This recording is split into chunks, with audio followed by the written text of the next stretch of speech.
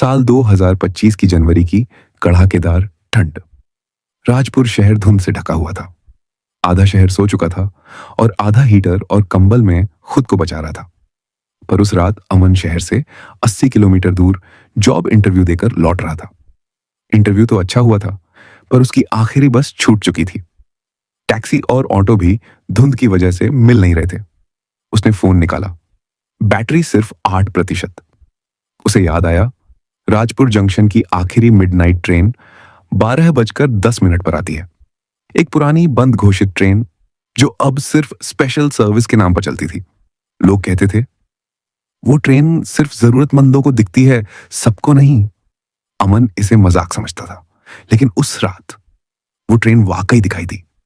Station सुनसान था, न कोई यात्री, न पुलिस, न टिकट चेकर, केवल एक पीली लाइट जो टिमटिमा रही थी। ट्रेन धीरे धीरे प्लेटफॉर्म पर रुकी। हॉर्न नहीं, इंजन की आवाज नहीं, बस जैसे कोई छाया आकर खड़ी हो गई हो। अमन ने डरते हुए बोगी में कदम रखा। भीतर अंधेरा छाया था। सिर्फ एक कोने में नीली रोशनी जगमगा रही थी।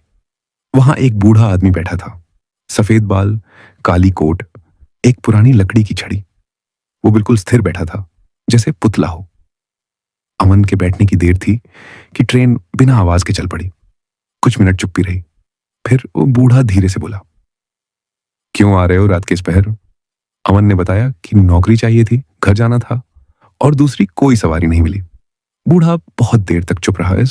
फिर बोला, ये ट्रेन उन्हें घर नहीं ले जाती, ये उन्हें उनकी मंजिल तक ले जाती है। अमन को बात समझ नहीं आई। उसने बाहर देखा, शहर गायब, सड़कें, लाइटें, बिल्डिंग्स सब सफेद धुंध में घुल चुके थे। ट्रेन अब किसी जंगल के बीच से गुजर रही थी। पेड़ अजीब झुके हुए थे, जैसे किसी की ओर बढ़ रहे हों। अचानक ट्रेन जोरों से हिली, जैसे किसी ने धक्का मारा हो। बत्ती कुछ पल के लिए गुल हुई। बूढ़ा बोला, सब ठीक है, अभी नहीं उतरो। अमन चौंक गया। उतरना? कहां? बूढ़ा, हर किसी का एक स्टेशन होता है जहां उसके सबसे बड़े डर उसका इंतजार करते हैं। ट्रेन फिर हिली, इस बार अधिक जोर से। सामने की बोगी से एक लड़के की चीख आई, मानो किसी ने पकड़ लिया हो। अमन डर गया। उसने आवाज दी, कौन है वहां? बूढ़ा शांत स्वर में बोला, डरो मत। वो अपने स्टेशन पर पहुंच गया। अमन एक के रोंगटे खड़े हो गए। ट्रेन कुछ देर बाद एक जर्जर स्टेशन पर रुकी। टूटे साइन बोर्ड पर लिखा था, अपराध नगर, और नीचे छोटे अक्षरों में, for those who regret to late. Aman ने देखा, एक आदमी डरे हुए उतर रहा था और तुरंत घना धुंध उसे निकल गया। ट्रेन आगे बढ़ी। बूढ़ा फिर बोला, तुम्हारा स्टेशन जल्द आने वाला है। अमन घबरा कर बोला, मैं कहीं नहीं उतरूंगा, मुझे घर जाना है।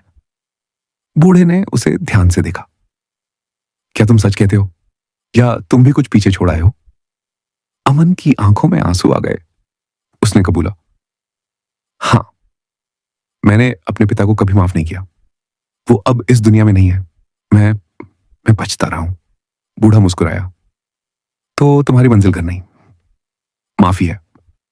अमन कुछ बोल पाता, इससे पहले ट्रेन अचानक रुक गई।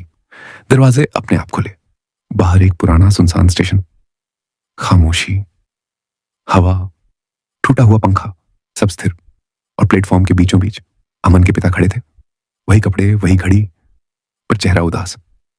अमन रो पड़ा, पापा मुझे माफ कर दीजिए, मैं गलत था।